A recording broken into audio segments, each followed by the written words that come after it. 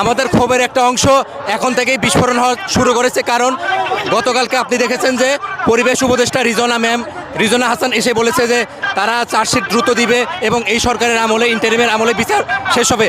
আমরা কোনো রকম ধানাই পানাই ছাড়া আমরা প্রকৃত খুনিকে সশরীরে দেখতে চাই। কোনো ধরনের মানে আমরা কোনো ধরনের ধানাই পানাই কোনো ধরনের এগুলো আমরা বরদাস্ত করব না। আমরা 7 দিন থেকে 14 দিনের মতো আমরা এখানে মানে আমরা এতদূর উপনীত হয়েছি, এখন পর্যন্ত বিচারের কোনো লেশমাত্র আমরা এখনও দেখিনি। কি বলছে এখনও আমাদের কাছে স্পষ্ট করেনি। আমাদের কাছে কোনো অবস্থান যদি তারা স্পষ্ট না করে ইন্টারিম থেকে, আমরা আন্দোলন কঠোর থেকে কঠোর পর্যায়ে নিয়ে যাবো ইনশাল্লাহ। আজকে প্রাইভেট ইউনিভার্সিটির গণজোয়ার আপনারা দেখছেন। আদালতের প্রতি আস্থা থাকবে না যদি প্রশাসন এই বিচার না করে। আমরা চাই সুষ্ঠু বিচার হোক। হাদি ভাই একটা বিপ্লবী মানুষ, জনমত উর্বশ হচ্ছে। হাদি ভাই অনেক ভালো একটা মানুষ, ওনার বিচারটাও হওয়া উচিত বাংলার জমিনে। Mr. Noodles, amazing taste. মনে থাকতে পারবে এনসিপি ভাইয়েরা সবাই আপনারা আসুন, জামাতে ভাইয়েরা সবাই আপনারা আসুন, বিএনপি ভাইয়েরা সবাই আপনারা আসুন। দেখেন হাদি ভাই হত্যার বিচার আপনারাও চান। কিসের জন্য? হাদি ভাই তো বাংলার সন্তান, বাংলার বিপ্লবী সন্তান। আপনারা সবাই আসুন। সরকার তো এতদিন হয়ে গেল বিচার করতে পারলো না। আমরা আজ 3 দিন ধরে এখানে ঘুমাচ্ছি, এখানে থাকতেছি। বিচার এখন সরকার এখন আসলে একবার আইসা শুধু বলে গেছে, বিচার তো এখন দেখতে পারলাম না। এই অভ্যুত্থানের কারণটা কি?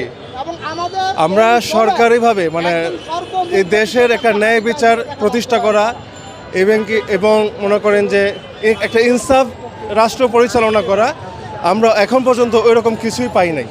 আর ওই রকম কিছু দেখা যায় নাই। দেশে এখনও খুনি বা বিভিন্ন ধরনের অবৈধ যত সাম্রাজ্য আছে সব কিছুই চলমান।